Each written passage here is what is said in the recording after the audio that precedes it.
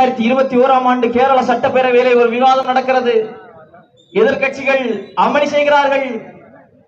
கேரள அரசிடம், ஆளுங்கட்சியிடம், ஆளுங்கட்சியுடைய அமைச்சர்களிடம் எதிர்கட்சியுடைய சட்டமன்ற உறுப்பினர்கள் கேள்வி எழுப்புகிறார்கள். துறைமுகம் விழிஞத்திலே அதானியினுடைய துறைமுகம் கட்டுமான பணி நடக்கிறது இல்லையா, ஏன் தாமதமாகிறது? இத்தனை ஆண்டு காலம் ஏன் அது தாமதமாகிறது? அந்த பணியை உடனடியாக முடிப்பதில் உங்களுக்கு என்ன சிக்கல் என்று கேரள சட்டப்பேரவையில் எதிர்கட்சி சட்டமன்ற உறுப்பினர்கள் கேள்வி எழுப்புகிறார்கள். அப்போது கேரளாவினுடைய துறைமுக அமைச்சர், அன்றைய துறைமுக அமைச்சர் மதிப்பிற்குரிய அகமது தேவர்கோவில் அவர்கள் சட்டப்பேரவையில் எழும்புகிறார். எழும்பி நின்று என்ன சொன்னார் தெரியுமா? நீங்கள் குறிப்பிட்டு பேசுவது போல் விழிஞத்திலே அதானியினுடைய துறைமுகத்தினுடைய கட்டுமான பணிகள் தாமதமாவது உண்மைதான். ஆனால் அதிலே தாமதமாவதற்கு 2 நியாயமான காரணங்கள் இருக்கிறது என்று சொல்கிறார். 2 காரணங்கள். என்ன காரணம் சொன்னார் தெரியுமா? ஒன்று கொரோனாவை சொன்னார். கொரோனா காலம் என்கிற கொரோனா காலகட்டமாக இருக்கிறதால் கட்டுமானங்களை சரியாக செய்ய முடியல, அது சில காலதாமத்தை ஏற்படுத்துகிறது. சரி, அது ஒன்று. இன்னொரு காரணம் என்ன? இன்னொரு காரணமாக அவர் சொன்னது தெரியுமா? இந்த துறைமுகத்தை கட்டுவதற்கு தேவையான பாறைகள் கிடைக்கவில்லை, கற்கள் கிடைக்கவில்லை. ஏன் கற்கள் கிடைக்கவில்லை? இங்கதான் குவாரிகள் இருக்கிறதே, மலை இருக்கிறதே, உடைத்து எடுக்கலாமா என்று கேட்டதற்கு அவர் சொன்னார், கேரளாவில் 19 குவாரிகள் இருக்கிறது, அந்த 19 குவாரிகளுக்கு அனுமதி கேட்டிருக்கிறார்கள். ஆனால் நம்மால் 19 குவாரிகளில் வெறும் 3 குவாரிகளுக்கு மட்டும்தான் அனுமதி கொடுக்க முடிந்தது. மீதமுள்ள 16 குவாரிகளுக்கு அனுமதி கொடுக்க முடியவில்லை. நாங்கள் கொடுக்க மாட்டோம். காரணம் என்னவென்றால், அந்த குவாரிகளுக்கு அனுமதி கொடுத்தோம் என்றால் கேரளாவினுடைய சூழலியல் சிதைந்து அழிந்து போய்விடும். அதனால் குவாரிகளுக்கு அனுமதி கொடுக்காத காரணத்தால் கற்கள் கிடைக்கல. தமிழ்நாட்டில் இருந்து கற்கள் வந்து கொண்டிருந்தது. ஆனால் சமீப காலமாக தமிழ்நாட்டில் இருந்து கற்களை கேரளாவுக்கு எடுத்து வரக்கூடாது என்று சொல்லி ஒரு கூட்டம் அங்கே போராடி கொண்டிருக்கிறது. பெரும் சிக்கலை ஏற்படுத்திக் கொண்டிருக்கிறது. அதனால் கற்கள் வருவதில் சிக்கல் இருக்கிறது. அதனால் கட்டுமானத்தை மேற்கொள்வதில் தாமதம் ஏற்படுகிறது என்று கேரளாவினுடைய சட்டப்பேரவையில் அமைச்சர் பேசுகிறார். இவர்கள் என்ன காரணத்தை சொல்கிறார்கள்? இங்க இருக்கக்கூடிய எல்லோருக்கும் தெரியும் இல்லையா? முதலில் மலையை உடைக்கிறார்கள், இரண்டாவது உடைத்த மலையை கேரளாவுக்கு கடத்துகிறார்கள். நாம் ரெண்டையுமே எதிர்க்கிறோம். எதுக்கு நீங்க மலையை உடைத்தால் தான் வீடு கட்ட முடியும்? மலை உடைச்சாதான் வீடு கட்ட முடியும்.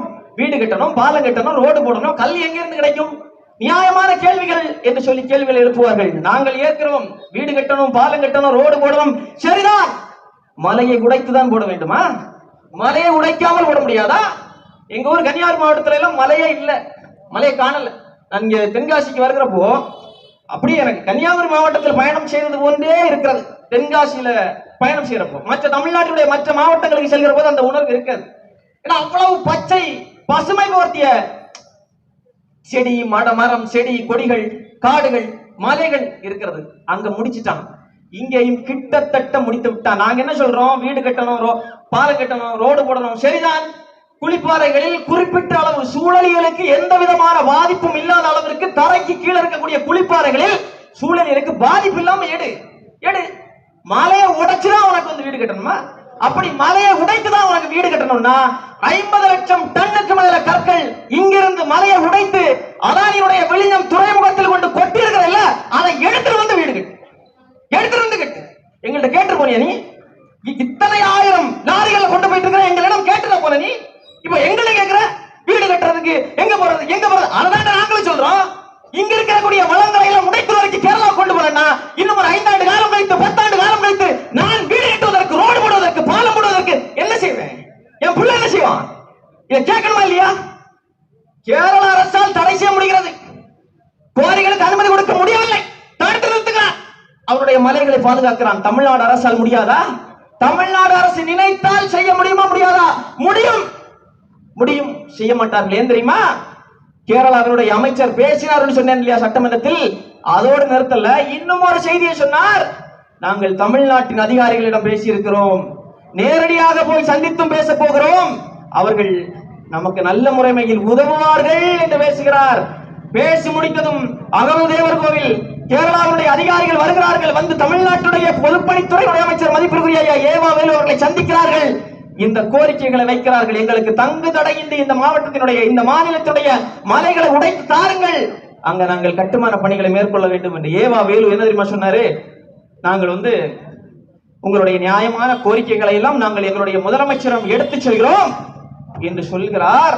சொல்லி முடிச்சு ஒரு வாரம் ஆகல, அதுவரை 300 லாரி 500 லாரியில போய் கொண்டிருந்த கனிமவள லாரிகளுடைய எண்ணிக்கை பல ஆயிரங்களை தொட ஆரம்பித்தது. அன்று தொட்டு இன்று வரைக்கும் இந்த மண்ணுடைய மலைகள் முழுமையாக கேரள கடலால் விழுங்கப்பட்டிருக்கிறது. இதற்கு யார் காரணம்?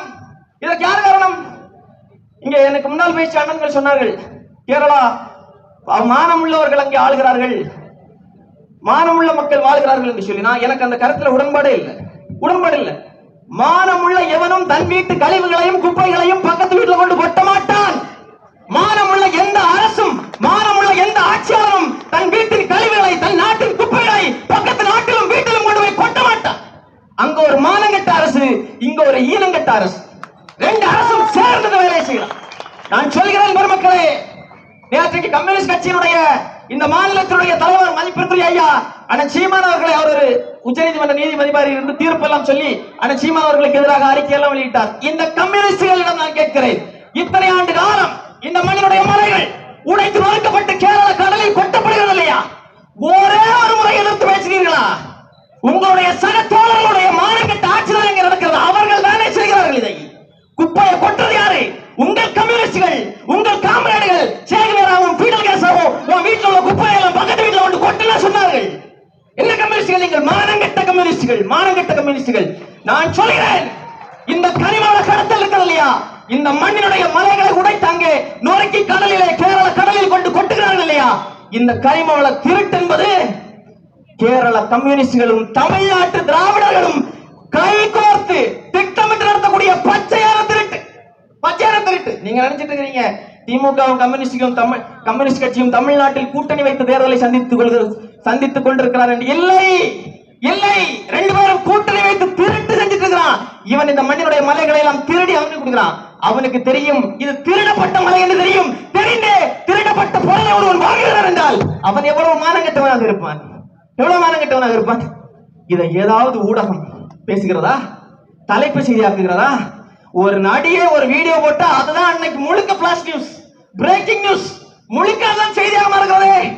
எங்களால சீமான் அவர்கள் ஒரு வழக்குக்காக காவல் நிலையத்திற்கு சென்றார் என்று சொல்லி 2 நாள் லைவ்ல போட்டியே, 24 மணி நேரம் லைவ் டெலிகாஸ்ட் பண்ணியே.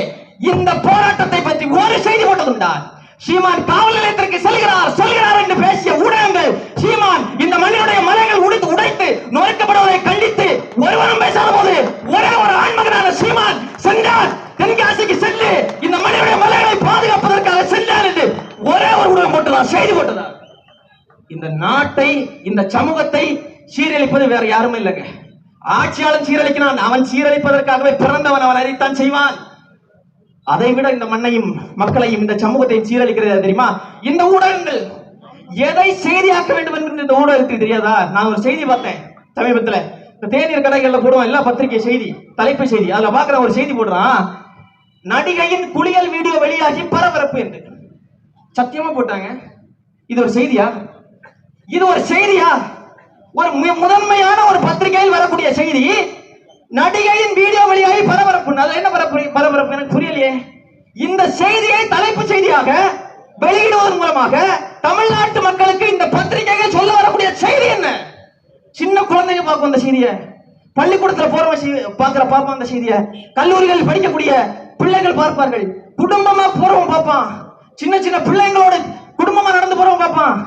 அந்த பிள்ளைகளுடைய மனதில் எதை கட்டமைக்கிறாய்? எதை விதைக்கிறாய்? இந்த ஊடகங்கள் கேடுகட்ட ஒரு சமூகத்தை இந்த மண்ணில் உருவாக்குவதில் பெரும் பங்கு இந்த ஊடகத்தினுடைய பங்கு. எதை பேசியிருக்கணும் நீ? ஒரு குப்பை சமூகமாக இந்த சமூகத்தை மாற்றி விட்டான், ஒரு குப்பை சமூகமாக. இதைதானே போடுற நீ. இன்னைக்கு போட்டிருக்கிறான் எது? ஆனா சீமான் அவர்களை பற்றி ஒரு பாலியல் வழக்கு என்று சொல்லி அதுதான் எனக்கு தலைப்பு செய்தி. நீ இதைதானே போட்டிருக்கணும். அன்பு மக்களுக்கு நான் சொல்கிறேன், இங்கே பாதுகாக்க வேண்டியது மலைகளை மட்டுமல்ல, இந்த சமூகத்தை பாதுகாக்க வேண்டிய அவசியம் இருக்கிறது. ஒரு குப்பை சமூகமாக இந்த சமூகம் மாற்றப்பட்டு விட்டது. நீங்க எதையுமே பார்க்கறது இல்ல. ஒரே ஒரு காரணம், பிஜேபி வந்துரும் அதனால திமுகவுக்கு ஓட்டு, திமுக வந்துரும் அதனால அதிமுகவுக்கு ஓட்டு, அதிமுக வந்துரும் அதனால திமுகவுக்கு ஓட்டு என்று மாறி 50 ஆண்டு காலமாக நீங்கள் வாக்கு செலுத்தினீர்கள் இல்லையா?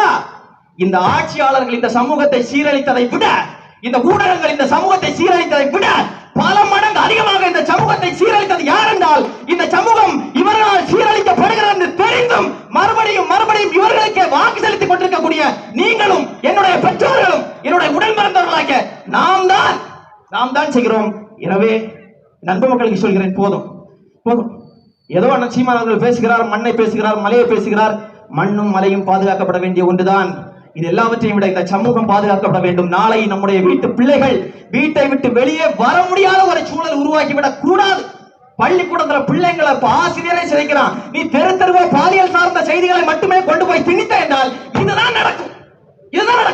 இந்த சமூகம் ஒரு பாலியல் சமூகமாக, பாலியல் மோசடிகளால் நிறைந்த ஒரு சமூகமாக இந்த சமூகத்தை மாற்றக்கூடிய வேலைகள் நடந்து கொண்டிருக்கிறது. எச்சரித்துக் கொள்ளுங்கள்.